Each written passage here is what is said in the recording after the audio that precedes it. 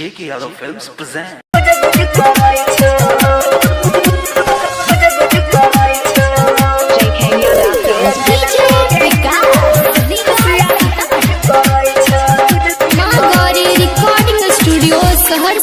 आके कलकोगे यूज खुशिया बुझ बुझाई छ आके कलकोगे यूज जब न कलकोगे यूज खुशिया बुझ बुझाई छ आके छोटी के चीज बाला बुझ बुझाई छ आके कलकोगे यूज खुशिया बुझ बुझाई छ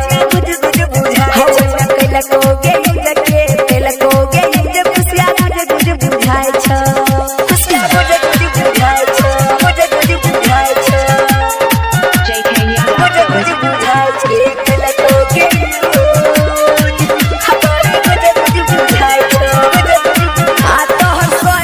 जवानी के जाना के करा से जाके करवई दिनवा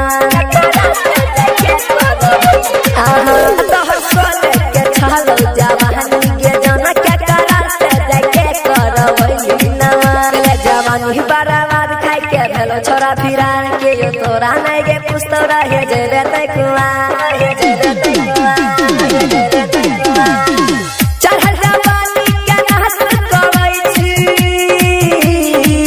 कलकोगे यूज हमारी बुझ बुझाई छ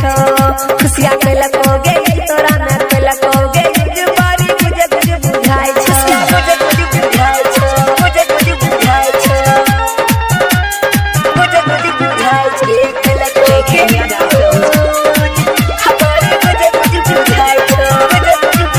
पहले रहो जवानी तोर कोनी फूलल या देखैना लागे छ भोला भोला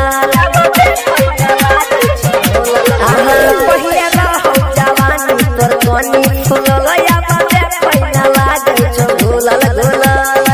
माथा पीट सब छोड़ा गे कह में ललको तोड़ा गे हमरा लागे छ 1 2 3 जब है तो कहियो छी मां गौरी रिकॉर्डिंग स्टूडियो सहरसा रटर छबिला सनमा तो होई छ